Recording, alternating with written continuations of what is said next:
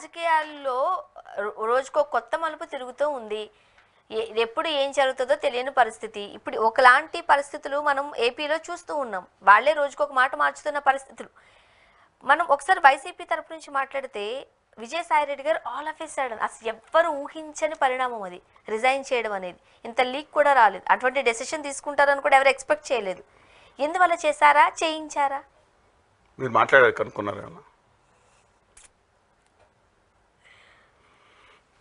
నేను జర్నలిస్ట్ని కాదండి, గప్పుకుని తొంగి చూసి రాసి ఎలా ఉంటున్నా కొంతమందిలా కదా.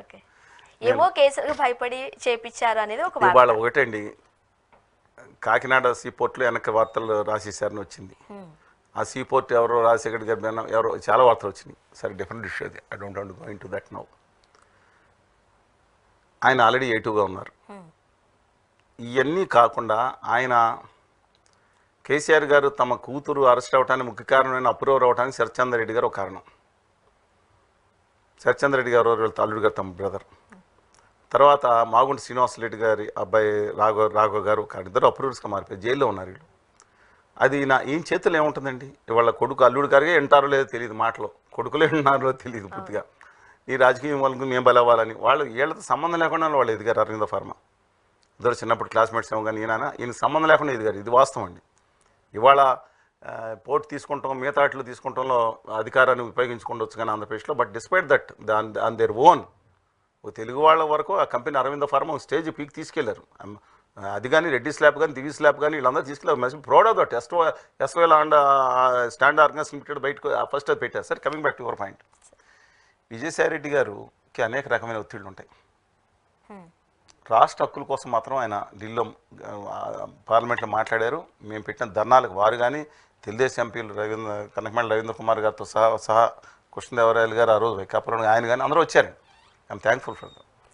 కానీ ఇవాళ ఆయన ట్విట్టర్లో కానీ మిగతా వాడిన పదజాలం చాలా అసహ్యంగా ఉంది. హ్యాండిల్ ఎవరికి ఇచ్చారు చాలా అసహ్యంగా మామూలు పదజాలం వాళ్ళు అంటే రఘురామకృష్ణరాజు గారు వాడితే ఈయన వాడేస్తారా? ఇద్దరు ఆయన లోక్సభ సభ్యులు, రాజ్యసభ్యులు, పెద్ద సభ ఇది కనీసం ఆయన. అందుకని అది బాగాలేదు. కానీ ఒకటి మాత్రం చెప్తున్నానండి, కారణాలు అంతర్గతం, కుటుంబ ఒత్తిళ్ళు ఉండొచ్చు. ఆయన మాట సాగలేనితనం వచ్చింది. యాక్చువల్గా ఆయన పార్టీలో బిఫోర్ దీని తర్వాత రామకృష్ణ రెడ్డి గారు ఆయనే నెంబర్ 2, సుబ్బారెడ్డి గారు కూడా కాదు, ఎవరినని అడగండి. అంటే సారీ, నెంబర్ 2 అనకూడదు, 1 to 10 జగన్మోహన్ రెడ్డి గారు, 11 అనుకోండి.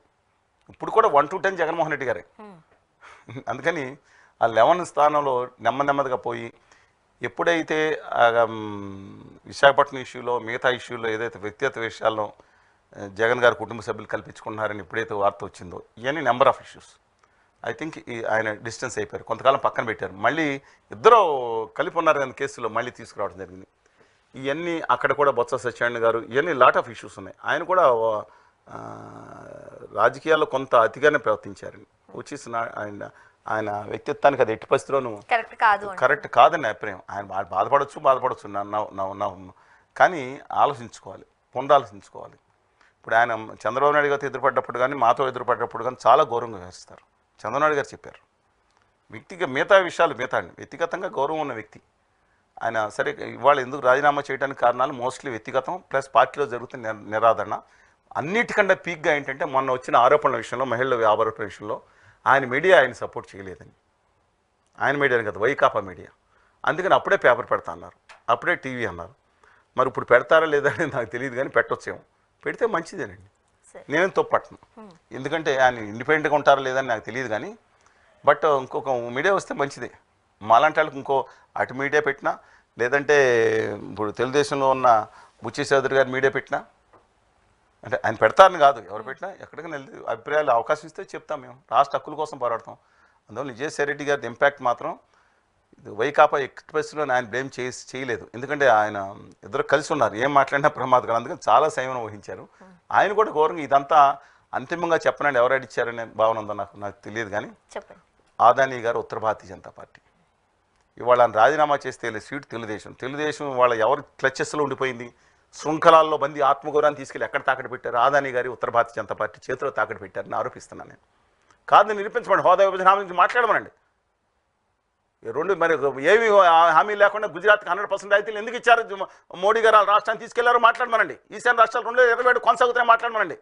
2019 నుంచి ఉధృతంగా అంత ముందు కంటే గట్టిగా మేము ఉద్యమించినా సరే ఎందుకని వాళ్ళు ముందు కొంతమంది ముందుకు మాట్లాడలేదు కనుక్కోమండి. మా మీడియా చూపించలేదు, 99% పక్కన పెడదాం. ఇవాళ ఫస్ట్ అండ్ ఫార్మోస్ట్ నేను అడుగుతున్నాను, రాష్ట్ర హక్కుల కోసం మాట్లాడమండి. ఇవాళ ఉత్తర భారతీయ జనతా పార్టీ చేతిలో ఇవాళ విజయసాయి రెడ్డి గారు తప్పనిసరి పరిస్థితి, ఎందుకంటే ఆయన మంచి రిలేషన్స్. నేను మోడీ గారు అమిత్ షా గారు మాట్లాడారు, చంద్రబాబు గారితో కుటుంబంగా బాగానే ఉన్నా అన్నారు, పవన్ కళ్యాణ్ గారు చిరకాల స్నేహితులు అన్నారు. ఇవన్నీ ఏం చూసిస్తున్నారు? రేపు పొద్దున రాజీనామా చేస్తే ఎవరికి వెళ్తుంది? అదే సీటు టీడీపీకి వెళ్తుంది.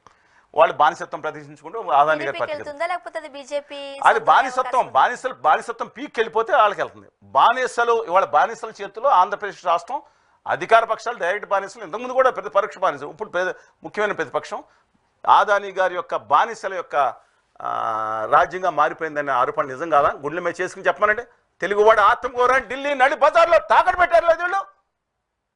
నేను అన్నదానికి బాధ వచ్చిన వాళ్ళు గుండెలు తడుచుకుని చూసుకోవడమండి. హక్కుల గురించి నేను దెబ్బలాడమంటలేదండి, వెళ్ళి పోరాడమంటలే, హక్కుల గురించి సాధించమన్నాను.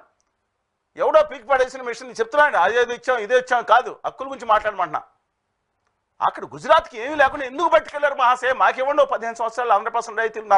మా పిల్లకాయలు 15 లక్షల మంది ఉన్నారు, దమ్ముల్ని యువతున్నారు, శక్తి ఉన్నారు. వాళ్ళనేమో సినిమా చూడాలి, చొక్కాలు చింపుకోవాలి. గుజరాతీ మారవాడి వ్యాపారులు వస్తే వాళ్ళకేమో అండ పెట్టాలి, ఫ్యాక్టరీలు మూసేయాలి, విశాఖ ఉక్కు కర్మాగారం. చెప్తున్నా, ఉత్తర భారతీయ జనతా పార్టీ చేతిలో పావులుగా మారిపోయే పరిస్థితి రాకూడదని కోరుకుంటున్నా. తెలుగువాడి సత్తాన్ని ఆత్మగౌరవం నిలబెట్టుకోండి. అల్లూరు సీతారామరాజు స్ఫూర్తిని తెచ్చుకోండి, కొమరం భీం తెచ్చుకోండి, ఉయ్యాలవాడి నరసింహ తెచ్చుకోండి, కన్ను కంటి హనుమంత్ తెచ్చుకోండి.